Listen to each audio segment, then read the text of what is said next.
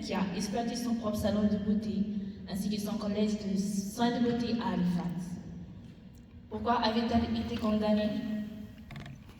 Le 8 novembre 1946, Viola avait connu une panne de voiture et s'est donc décidé de faire une pause à un théâtre de Roseland de New Glasgow. Refusant de s'asseoir au balcon section réservée aux Noirs, Viola s'est installée au parterre qui était réservé aux Blancs. Elle a été enlevée et forcée.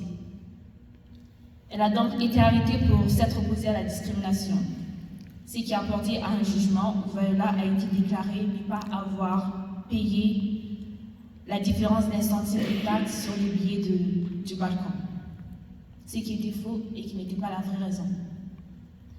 Elle a été condamnée à 30 jours de prison et a eu une amende de $26. Le procès a donc été principalement sur la question de fraude en matière de taxes et non sur la pratique discriminatoire du cinéma.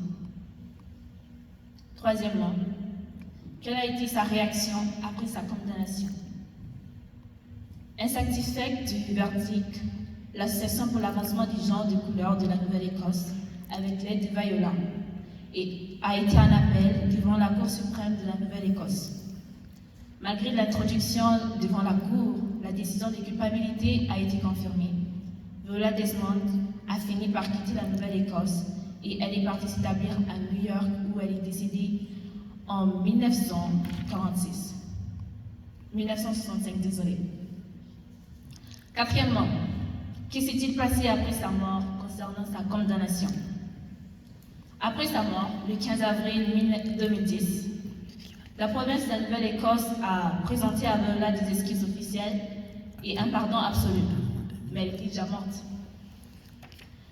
La lieutenant-gouverneure de la Nouvelle-Écosse, Marianne Francis, la première personne des races noires, a présenté la reine de la province, a présidé une cérémonie qui a eu lieu à Halifax et a exercé la prérogation royale de clémence qui a accordé à Viola les pardons absolus.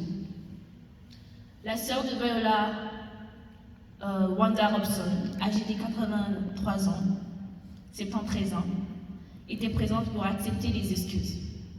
La première ministre Darren Dester a également présenté des excuses à la famille de Viola et à tous les néo-écossais des races noires du racisme dont elle a été victime dans une affaire qui qualifie d'injustice.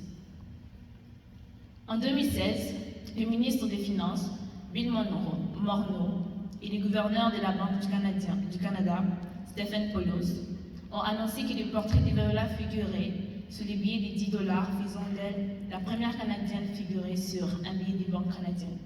Donc c'est le portrait que vous voyez souvent sur les $10 canadiens. Mesdames, mesdemoiselles et messieurs, l'exemple de Viola Desmond, qui a eu le courage de s'opposer aux pratiques discriminatoires au cinéma, à l'époque doit nous interpeller et nous pousser à comprendre que nous devons avoir le courage de nous opposer aux actes de racisme. Merci.